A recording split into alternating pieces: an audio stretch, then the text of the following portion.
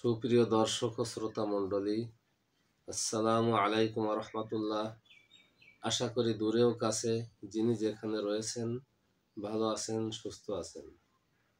আজ আমি আপনাদের সামনে সবর ও শকর সংক্রান্ত দ্বিতীয় পর্ব নিয়ে কিছু কথা উপস্থাপন করতে চাই। তাহলে শুনুন। জনৈক বুজুর্গ ব্যক্তি একদিন রাস্তার পাশ দিয়ে হেঁটে যাচ্ছিলেন। প্রতিমধ্যে দেখেন এক অসহায় ব্যক্তি। লোকটার চোখ দুটো অন্ধ, ভালো মতো কানে শোনে না, সমস্ত শরীর চুলকানি পাঁচড়ায় ভরপুর, আর মাথায় চুল নেই একটাও। এই অবস্থা দেখে লোকটার মনে খুব ব্যথা লাগলো। তিনি তার পাশে গেলেন, জিজ্ঞেস করলেন, ভাই কেমন আছেন?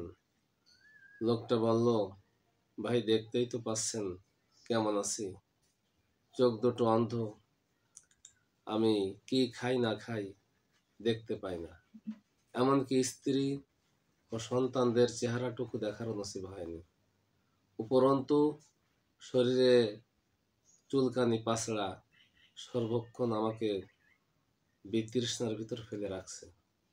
এই অবস্থায় আমি সমাজের কোথাও যাইতে পারি না, আমার স্থান হয় না ভালো জায়গায়। তখন ওই বুজুর্গ বললেন, ভাই আপনি কি ঠিক মতো প্রস্রাব পায়খানা করতে পারেন? কোনো আটকা বাঁধা হয় না তো তাতে? লোকটা বলল, হ্যাঁ, আমি খোলসাভাবে প্রস্রাব পায়খানা করতে পারি, তাতে কোনো আটকা বাঁধা হয় না। তখন বুজুর্গ ব্যক্তি বললেন, ভাই এটাও কি আল্লাহ পাকের কম নিয়ামত বলে আপনি মনে করেন? লোকটা বলল, জি হ্যাঁ, এটাও আল্লাহ পাকের নিয়ামত। আমি তো আল্লাহ পাকের অসীম নিয়ামতের ভিতর ডুবেই আছি। তো আপনাকেও ধন্যবাদ, আপনি আমাকে চোখে আঙ্গুল দিয়ে আমার বিভ্রান্তি দূর করলেন। তো সম্মানিত শ্রোতা মণ্ডলী, আজ এ পর্যন্ত। মূলত এটা হলো আমার দিনই খেদমতের এক ক্ষুদ্র প্রয়াস মাত্র।